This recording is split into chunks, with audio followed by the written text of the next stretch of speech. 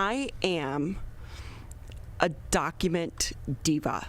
Yes. So just so people know, if there's someone you want investigated, send me their name. You can find me.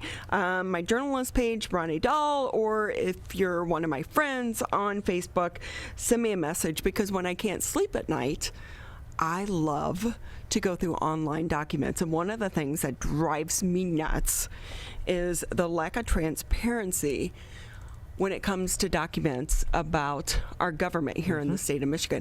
So sometimes, as so many of you know, I was a reporter for eons and eons and eons, and one of my favorite pastimes was just to submit FOIAs. Sometimes you just submit FOIAs because you don't know what you're going to get from a FOIA, but it's our information.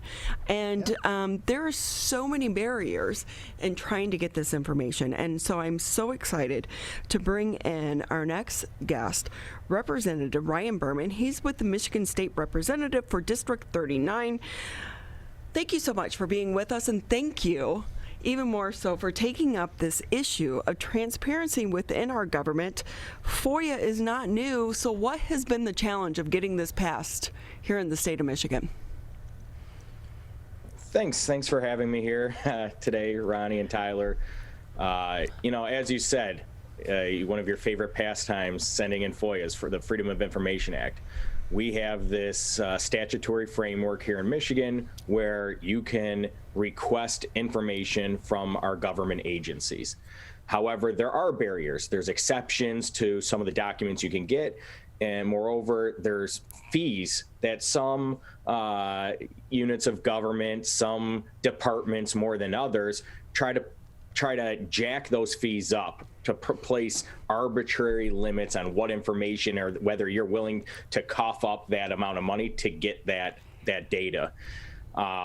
So my big push, one of the reasons I ran for office, is because our transparency, because of these FOIA laws, are not as good as other states. So my first big bill last session was, and again, when we're talking about the Freedom of Information Act, the governor's office, lieutenant governor's office, and the legislature itself is exempt from the Freedom of Information Act. So my bill was the Legislative Open Records Act, which opened up the legislature itself to FOIA in the same terms and kind of beyond. Right now, we voluntarily comply with information requests. We put all financials on the House website. Anybody, even before websites, could go in, and it's kind of enshrined in the constitutional rules that financial information should be known. It's now easily available and navigable on the House website. And what this is doing is, we've been doing it voluntarily, but again, putting in a law saying, hey, we've been doing it, we're going to continue doing it, and we have to by law.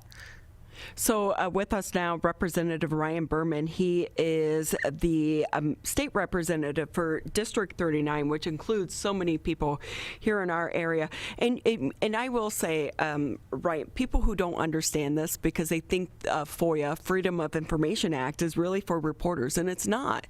It's public information. It's your information. You, as a private individual, can request this information as well. So you're a hero to so many people who don't realize this is not a political issue. This is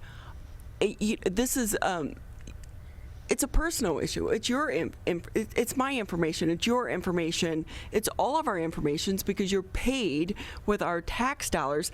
So, but one thing, some people are saying that it doesn't go far enough, because we do know that when it comes outside of the state of Michigan, the legislator, the governor, the lieutenant governor, if an entity, typically what happens, you put in a FOIA, they have up to 10 business days to reply, this, that, and the other. But if they don't comply, then you can take them to court. And one thing with the Legislative Act is you can't go through the court process. Am I understanding that correctly? Yeah, so and that's why instead of just expanding FOIA to the legislature, my bill created this new act. Because we have the separation of powers in the different branches of government, really, and I am, as a state representative, all state representatives, I'm considered a public body myself. My office itself is its own public body, but it's part of the legislature. And looking at these exemptions and what records could or couldn't be given, where typically, court right now says, you have to, this is what the law mandates. To get rid of that political considerations, also the separation of power issues, we set up our own kind of system within LORA, the Legislative Open Records Act, to have the same rights, same appeals, all that doesn't touch on these constitutional issues.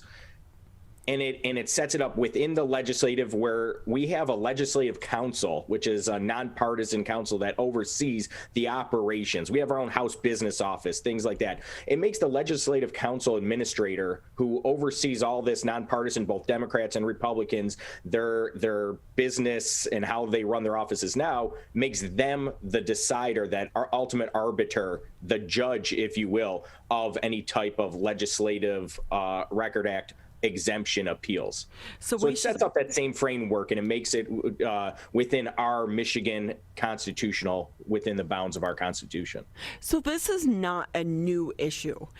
This has been presented before, and we should note that the state of Michigan routinely works at the bottom of the list for open transparency within our government, and one of it has to do with these type of barriers to some of the communication. And of course, this severance package between the governor and outgoing Department of Health and Human Services Director Robert Gordon has kind of spearheaded and sparked this conversation again. But the bills have passed through the House prior, but they've died in the Senate. Do you think this time it's going to be different? We are actually going to see change? Yeah, absolutely. So this has been up a few sessions ago. I was a new representative last term, and this package of bills, my bill, passed the House overwhelmingly last time, went to the Senate, where nothing happened. The Senate didn't bring it up. This time around, it passed last week, unanimous, 109-0. Again, it's a bipartisan. There's Republicans and Democrats on it. We had over 50 co-sponsors of about half the House sending it over there. And the difference is that from this time than in previous years, where a lot of House members that previously supported this are now over on the Senate side, and they're senators supporting this. Somebody like Representative Jeremy Moss, he was a big advocate for transparency. And I remember, and he's on the other side of the aisle, he was a representative trying to get this done. Now he's a senator. I was on a program with him last week, and on the Senate side, he actually said last year, for the first time ever, the oversight chair, they were going to have a hearing. It was going to be last March on this, and then COVID happened. Didn't happen. So now, again, we're starting over. I think there's a big push for this. I had another bill, and I have another bill that's going to be passing next week, again, with transparency, that makes it where the House does it on our own, like everybody that works for the House and how much they get paid, then puts that for all the departments, our state departments as well. That one passed the House, went to the Senate, passed the Senate committee last session, and then didn't get taken up because of COVID and all this other stuff. Started again. It's about to get passed out of the House. Now we have more time working. We don't have to deal with, the unknowns and everything that happened last year and shutdowns and COVID, where there's more time to get this through. Not only that, there's a big public and a groundswell of support for these measures, more so than normal, because of everything that's going on, because of COVID, because of what the governor, whether you agree or disagree with her orders, she's never shared the data. She's never shared her reasonings. People want to see that. I've requested it. Now you bring up the payoffs to the Director of Health and Human Services, with the confidentiality agreement. People are like, hey, that just doesn't sound right. Whether that underlying data, the underlying issues, whether it is everything's great or not, if you're not showing it, if you're not being open and putting your cards on the table, there's just going to be an immediate kind of distrust that people say, that doesn't sound right. unless you open up to them. People want that. So there's also been talk about a voter initiated law like this. And some groups have been talking about it and starting to organize it. I think that, again, will help push the senators in the right direction in order to get this done, where people don't have to waste their time, resources, and commitment doing it because the senators won't act.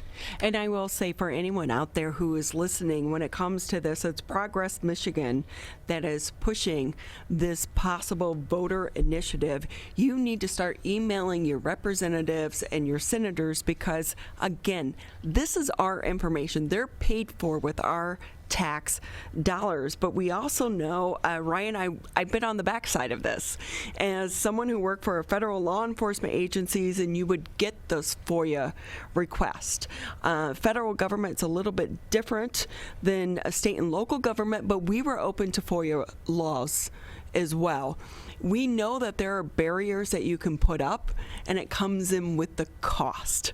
I don't remember, there were so many times I put in FOIAs, and we understand that there are costs associated, but we should be able to go in and review the records, because a lot of the cost has to come in the printing. Yep. And the redacting. So does any of your bills address that issue? Because we do know that that's just a barrier to try to keep this information out of the public's hands. Yeah, so one of the bills, I don't have the list in front of me of who is the sponsor, but it actually sets it up with the Legislative Open Records Act, where you're right about typically there's a 10-day process. It says we have a 5-day, a shorter time frame, and it actually has, with the fees, has to be reasonable, sets up that stuff, has a waiver of fees, an appeal of the fees. But also, more importantly, again, using technology, it actually specifies you can do a request by email. You can get your request by email.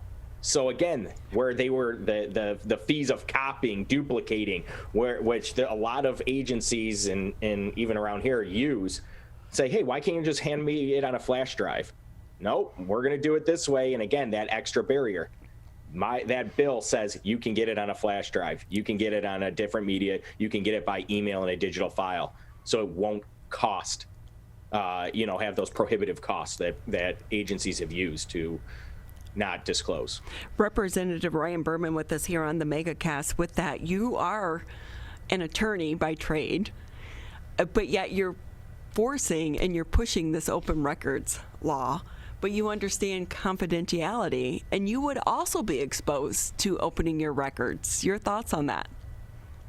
Yeah, I mean, listen, again, I'm considered as a state representative. It's the position that I'm honored to hold right now, and it's a position of being a representative of the people. And like you said, when you're being paid, again, I think that taxpayers have a right and deserve to know where their money is going. That's the most important thing. But when you have somebody working on their behalf, who's elected on their behalf, what am I doing in my official capacity in Lansing? What am I doing to work on behalf of the people? Who am I meeting with? There's no secrets, in my office. I'm not beholden to any special interests. So, I mean, some other people, other representatives may see it differently, but I see it as this position where, yeah, I'm a representative of the people. I'm here to be your voice. So you absolutely have a right to see what I'm doing with that and being in that role. So people should know that you can also FOIA their visitor logs. And certain government agencies are required to open that up to you as well. But with that, I love that you're also pushing for access to for hospitals to list their prices. Why is that necessary? Yeah, so again, that's another transparency measure. I think everybody has has experienced it. If you ever gone to the doctor and asked your doctor, how much is this going to be? They'll say, I don't know. You got to talk to my billing department. You go to the billing department. How much is this? What's the first question they respond with? Well, do you have insurance? And what insurance do you have?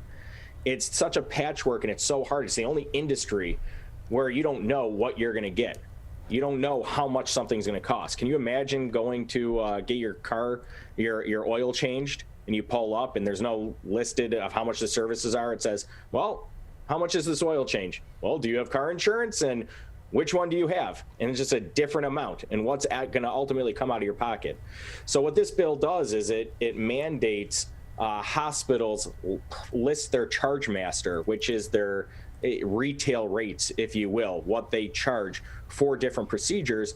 But not only that, their highest and lowest negotiated rate with insurance or cash discounted rate. So it's available for consumers to be able to shop around. We have a good hospital systems in our area. But how do you know if you need to get a colonoscopy or something like that, of how much is it going to cost for you? This allows you to look on Beaumont's website, look on Henry Ford's website, look at Providence. We'll go to their website and look at their information and see what they're charging, and depending on what insurance you have, what that rate would be. And then it's up to your deductible, your plan, all that, because a lot of times you can't find that information. So this is just another tool for consumers to empower them to make wise choices for their hard-earned money. And we should note, so many other states are already requiring this. Here, we in the state of Michigan just seem to be a little bit behind. There are so many things I want to talk to you about, but I know your time is precious.